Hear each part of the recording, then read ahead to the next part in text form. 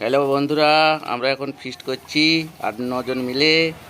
আমাদের এখন মাংস রান্না হচ্ছে।